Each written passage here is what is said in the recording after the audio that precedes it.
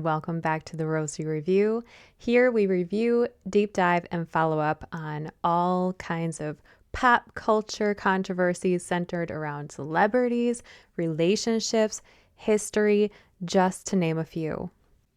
But before we begin, why not just boop that like button, that subscribe button, that follow button, all of the buttons, because we've got some stuff that you don't want to miss. Now let's review. We're talking The Princess and the P.A.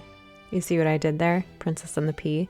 That's like an old, like an old fairy tale, kind of one of those learning lesson type stories that they used to tell.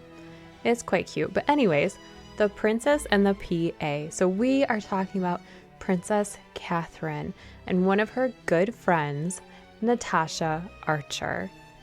They call her Tash just for short. So Princess Catherine and Natasha Archer have known each other for over 13 years now. Their relationship has developed into a friendship, but it was basically focused on their business relationship. However, it has gone through many transformations for both women's careers over these years. Now let's get a little more information into Tasha's background, shall we? Because we know quite a bit with Princess Catherine. If you're interested at all, there's so many different options for research. I think it's been fully covered, every aspect of her life, including the most recent, which was just a whole bunch of mess and I think was completely unwarranted. But let's not get into that. We begin with Tash at her graduation from King's College, London. This place is just stunning. I mean, it's like fairy tale college. I just couldn't imagine, like, that's where I went to school, let alone I think I'll just walk around the grounds because it's beautiful. So she graduated from this college and almost immediately began working for the royal family. When she was originally hired, she was actually the personal assistant to Prince William and Prince Harry. I'm not certain of the exact date or even year that she graduated the college. However, it was in 2007 that she began working for the family. And I'm not even sure how exactly she got this job because she majored in Hispanic studies. So it seems like maybe it doesn't necessarily matter what you major in. Does it matter that you have a college degree to work for the royal family? Like, I was a hairstylist. Do I get qualified? I would gladly be personal assistant to any of them. Like, sign me up. I mean, really, look at these two cuties. All right, so I had to include this picture because not only, yes, it's become very famous recently. Again, we've got certain people in this picture that they're making some big headlines right now. But this picture includes Prince William. Let's just get that straight. He was also part of this party, which actually was to honor Princess Diana. So the other two men in this picture, besides the princes, were invited to this party. I'm not sure if they actually performed, but they were there to support and I'm sure add celebrity to it. So this picture was taken in 2007 and therefore is the relevancy to this story. It was 2007 that Tash began working with the princes. Maybe 2005 is when she graduated. That would make sense. But again, majored in Hispanic studies. And not that that's not admirable or, doesn't qualify you for certain jobs and positions, but to be personal assistant to the royal family, I don't know, she must have some good ties there, some some good references. So we've got sweet, young Kate Middleton. Yes, her name has changed. Yes, I know that lots of people really insist on wanting to, maintain her official title of Catherine, Princess of Wales, which is actually the technical term, the full regal term. But back then, before Prince William, she was Kate Middleton. And she had kind of a country bumpkin, British type of style. It's very cute, but it's a little bit slouchy. And it's just interesting to see how her style has changed over the years, but really refined as well. So I'm sure that she had met and had been acquainted with Kate Middleton, but it wasn't until the prince's wedding to her that Tash actually began working with Kate Middleton. This, of course, is the stunning photograph of their wedding, which was in 2011. Now, it was said over time that the late queen, that's strange to say, but she was requesting that Kate present a more regal image. And this was when Tash. This is when Tash began molding this young pauper, not really, into a stunning princess. So Tash got to work immediately putting together outfits for their upcoming tours of New Zealand and Australia, which if you've seen like The Crown or any other documentaries done over the years of any of the royal couples, going to Australia and doing the tour there is actually quite a big deal. They really emphasize the importance of it because it's still under the Commonwealth, it's still within British reign, and they really like to keep their relationships solid and healthy. So it's important that they go, they show their support, they show the country love, and I'm sure it's good for the economy too. Okay, so we've got the girls shown here at a rugby match, and this is either New Zealand or Australia, but they were watching rugby, and to me, this just makes Prince William look like a third wheel, which I'm sure he's not used to, and it's just funny.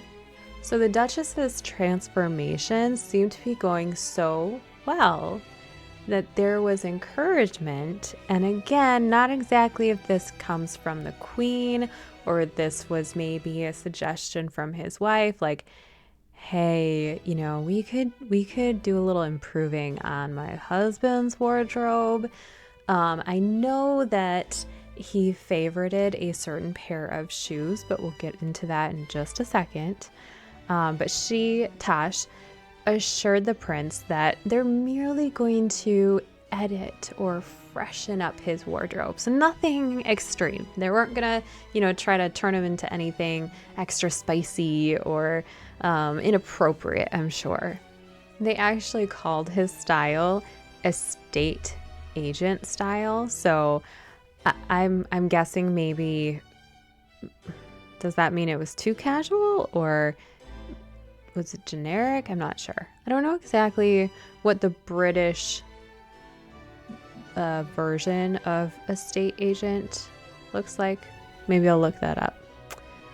So they added casual styles that consisted more of linen jackets, sweaters from J. Crew, Jaeger, and Reese, while more formal styles consisted of suits from Savile Row Taylor, Jeeves, and Hawks, which I looked this business up. It is, it's intimidating. It's no nonsense Taylor. Like, I've seen it in movies before, in nicer department stores or something where they're doing the measurements and whatnot, but this is like on another level. You have to make the appointment to come in. They source and create all the cloths there in Britain. It is such a well conceptualized business, but it's intimidating. So back to those shoes.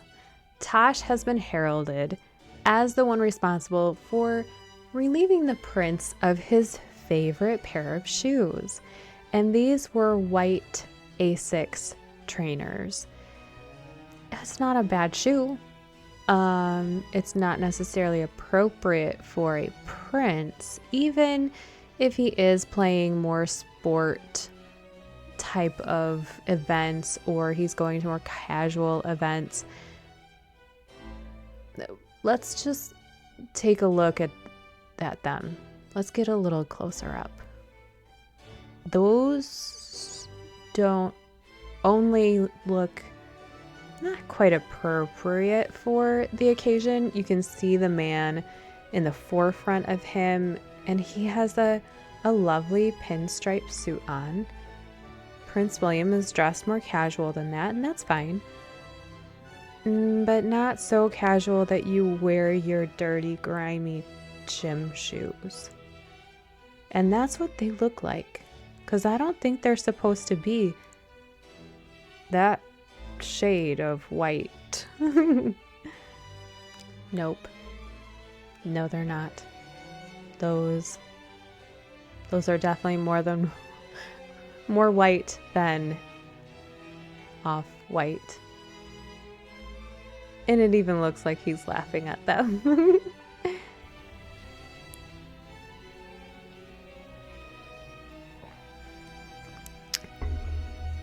I'm sipping on my tea since, we're doing a British review. So back to the girlfriends, though. It has been said that Tash is so close to Princess Kate, that actually after each of her births to George, Charlotte, and Louis, princess, of course, that Tash actually made an appearance to the hospital. Of course, as her stylist, she needed to supply her with some good styles for her public appearance when they reveal the baby to the press. Following the success of the Australian tour, it has been reported that Tash began encouraging Kate to experiment with a little bit variation to her wardrobe and just kind of push her out of her comfort zone just a little bit and just take some risks. The lighting switched because it got a little dark outside, so we're just working with it. So Vanity Fair 2014 had this article that said, when the Duchess of Cambridge stepped out looking more red carpet glam than mumsy recently, there are whispers about her new look. Now, Royal Watch can reveal Kate's secret weapon in the wardrobe department, her PA turned stylist. Natasha Archer is a 27-year-old personal assistant at Kensington Palace, has been helping Kate shop and experiment with some sophisticated new looks, according to sources. Royal Watch has been told that it is Natasha who has steered the Duchess toward glamorous gowns like the Alice Temperley and Jenny Packham evening frocks she wore to her recent engagements. The Duchess, who was around 14 weeks pregnant with her second baby, Charlotte, wants to be seen as on trend and fashion forward and doesn't want to look older than her age. She will turn 33 next year. Natasha, who is known as Tash at Kensington Palace, is now said to be a key member of Team Kate. Initially, Kate was a reluctant fashion icon, but now she enjoys it. Tash helps source some of the clothes. She shops a lot for Kate online and calls in hundreds of dresses for Kate to try on. A source close to Tash tells Royal Watch she has persuaded Kate to take some more risks. The hemlines are shorter, and Kate's really pushing the boat out in the fashion stakes. While Natasha has been helping out, Palace sources say the final choice is always Kate's. The Duchess wowed the notoriously hard-to-please fashion brigade with her knockout jade crepe Packham dress, which she wore to the Natural History Museum earlier this month. She also dazzled in a risque cutout Temperley frock that showed off her fabulous legs at another official engagement. They seem to have found a good balance, though, over the years with the hemlines, because, yeah, there was a few styles that she was sporting with shorter skirts, like above the knee, which I thought that was kind of a faux pas in the royals, but there was a good number, and the dresses were beautiful and completely not like inappropriate. But Kate has such long, lean, beautiful legs, but they're long, so anything slightly on the shorter side is maybe going to look a little inappropriate for a royal engagement. In 2017, Natasha Archer married Getty Images royal photographer Chris Jackson, and they actually met on the job. A year later, they then had a son, Theo, in 2018, actually the same year that Princess Catherine birthed Prince Louis. The very next year, May of 2019, Tash was honored with the invitation to become a member of the Royal Victorian Order. She was given recognition and a medal in honor of her service to the royal family. For all our know-how, Tash continues to work with Catherine, Princess of Wales. Their friendship and their style collaborations continue to inspire others and tremendously boost economy with sellout items. Now here's where I get off on a little tangent. Maybe it's because of my prior career as a hairstylist, but I pay attention to color.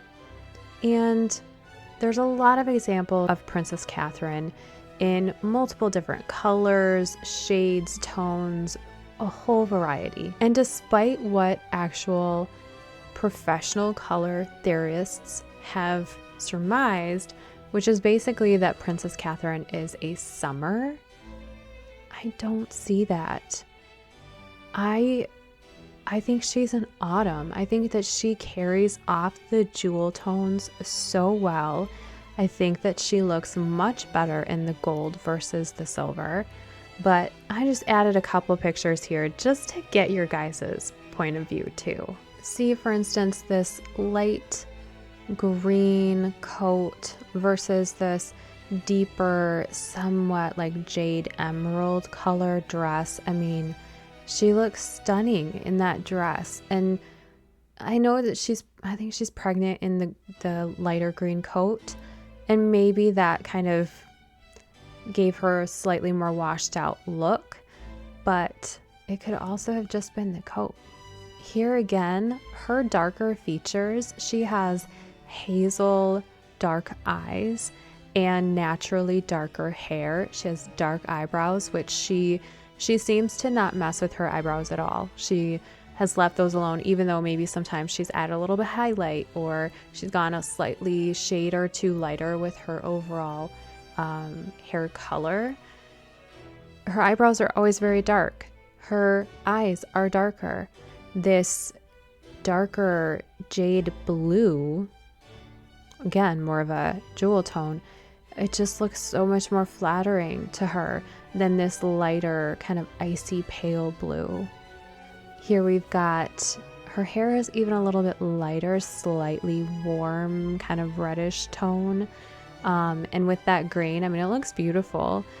And then in the middle, I wouldn't say red is her best color, like in quite any shade. Red's not the best on her specifically. Like, it doesn't enhance her features. It kind of distracts and makes you really kind of pay attention to the garment itself rather than, wow, like she just looks stunning overall. I think this kind of darker maroon brown is beautiful on her. It's such a commanding color on her. And then we've got in the yellow, again, just lighter colors, which spring and summer are the lighter versions. Like, there are some medium color tones that work with a summer, but it's all light and it doesn't work for her. Now with her hair, I would say it does look better kind of in between these two. If it gets a little too light, a little too warm, then it starts kind of bringing out maybe some not as complimentary features, or it kind of makes her complexion look a little bit muddled. The same goes for the really dark.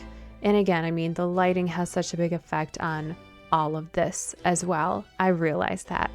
But I do think when she's gone a little extra dark, it's maybe a little too severe looking on her. I think the best look is when she's like perfectly in the middle. Right here, you can tell she's got just like a fresh, peachy, warm cheek. Again, she has those darker eyes, darker eyebrows, but that hair color is like perfection. She has a little bit of lightness around her face. Overall, it has a darker level to it, but she looks stunning. And that's why, in my opinion, she is an autumn. She just commands in those colors. She looks regal in those colors. And that's what a princess should be. That's what she should look like. Okay, I'm off my soapbox about that. I know not everybody is into seasonal colors and what they do for you, but it really can make such a huge difference. I mean, not just your clothing, but in your hair color as well. And I know we've all seen some bad examples of, or some good examples of bad hair color. So let's get back to those ladies. Let's give a good tea cheers to these British beauties and their friendship. Thanks for joining me today. I hope you were thoroughly entertained, and I'll look forward to seeing you next week. Bye.